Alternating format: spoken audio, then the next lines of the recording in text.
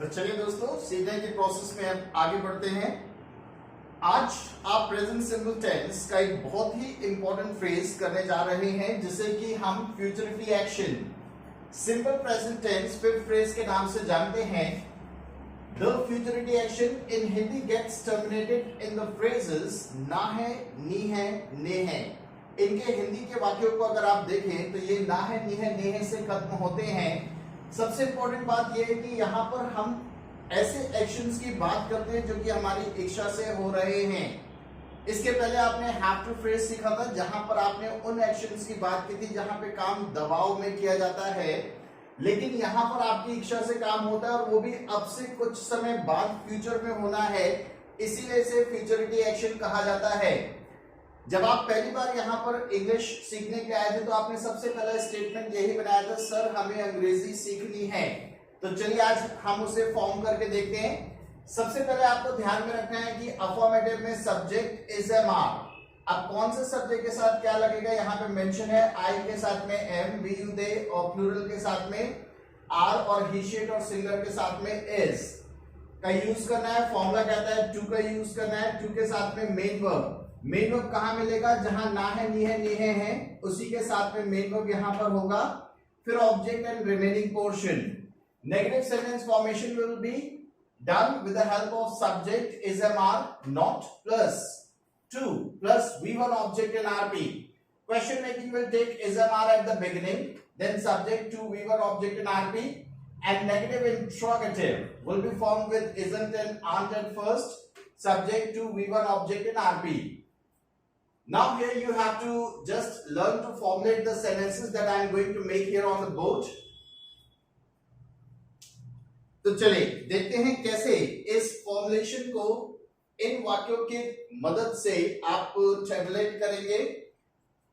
हमें रोज वाक्यों का अभ्यास करना है। सबसे पहला आने वाला noun pronoun that is called to be the subject, we लिख रखा है। वी दे के साथ में आपको लेना है आर, फॉर्मूला कहता है फिर लेना है टू, वी आर टू। हमें करना है, क्या करना है, अभ्यास करना है। अभ्यास करने को कहते हैं प्रैक्टिस।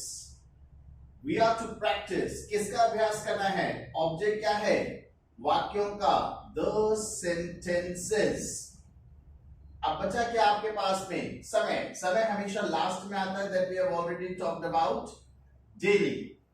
तो यहां पे कितनी सिंपल तरीके से आपने इसे बनाया, we are to practice the sentences daily. आपको समय बर्बाद नहीं करना है, it's a negative sentence. Negative formulation लगाइए, आपको यू, वी यू दे के साथ में हम लेते हैं आर नॉट।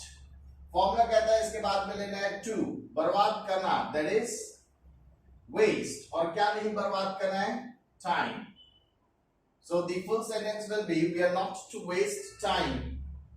क्वेश्चन, जब भी क्या से शुरू होगा तो हेल्पिंग वर्ब से सेंटेंस को शुरू करना है। तो आपका ये थर्ड फॉर्मुलेशन लगेगा इंट्रोगेटिव का। अब यहां पे लिखा हुआ है कि आपको अंग्रेजी सीखना है। सब्जेक्ट है आपको, यू, वी यू दे के साथ में आपको इज एम आर में से पहले क्या लेना है, आर, आर यू। फॉर्मूला कहता है इज एम आर हो गया, सब्जेक्ट हो गया, फिर क्या लेना है, टू।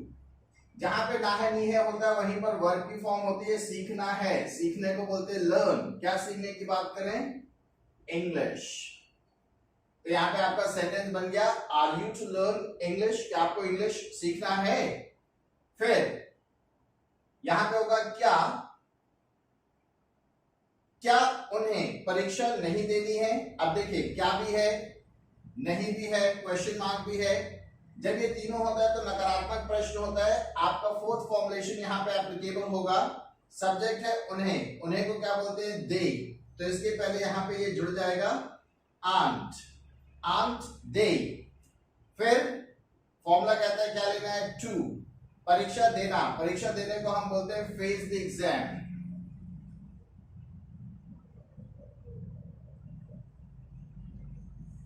यहां पे पूरा सेंटेंस बना, aren't they to face the exam. Clear है सभी को। चलिए फिर इसके बाद में आपको जॉब कब ज्वाइन करना है। अब देखिए जब कभी भी क्या, क्यों, कहां, कब, कैसे बीच में आते हैं तो इनको WH और H क्वेश्चन वर्ड में कन्वर्ट करके सामने लेके आते हैं। कब को क्या बोलते हैं, when। अब इसके बाद में क्वेश्चन का फॉर्मूला लगा दीजिए। तो यहाँ पे सब्जेक्ट है आपको यू, इसके पहले जुड़ेगा are, when are you, formula कहता है फिर लेना है टू, ज्वाइन करने को ज्वाइन ही बोलेंगे, इंग्लिश वर्ड है, और जॉब को बोलेंगे द जॉब, क्योंकि आपको पता आप कौन सी जॉब ज्वाइन करोगे, डेफिनेट है, तो उसके पहले डेफिनेट आर्टिकल लगाया। उसे घर जल्दी क्यों जाना है, अब फिर से यहाँ पे क्यों बीच में आया, ट्रांसलेट करके शुरू में लेके आइए, क्यों को बोलते हैं व्हाई, ठीक है। अब इसके बाद में क्वेश्चन का फ्रेज है, उसे या तो ही होगा या शी होगी, ही शी के पहले आप लेते हैं इज, व्हाई इज ही और शी, फॉर्मूला कहता है फिर लेना है टू, जाना है, जाने को बोलते हैं गो, कहां जाने की बात करें, होम, और जल्दी को बोलते हैं सून या early. So this is how we just have to formulate this ना है नी है ने है phrase। ये बहुत ही इंपॉर्टेंट फ्रेज है और प्राइमरली कोई भी इंग्लिश पढ़ाने वाला ट्यूटर इसे पढ़ाता नहीं है, क्योंकि हम सिंपल प्रेजेंट टेंस को पूरी बारीकियों से सीख रहे हैं, इसलिए हमने आज ये पार्ट पूरा आपको समझाया। उम्मीद करते हैं कि सभी को बहुत अच्छी तरह से समझ में आया होगा। अब इसके बाद में नेक्स्ट क्लास में हम टेंस नंबर 2 पे मूव करेंगे, that will be present continuous tense. Thank for watching everyone, have a great day ahead, bye bye।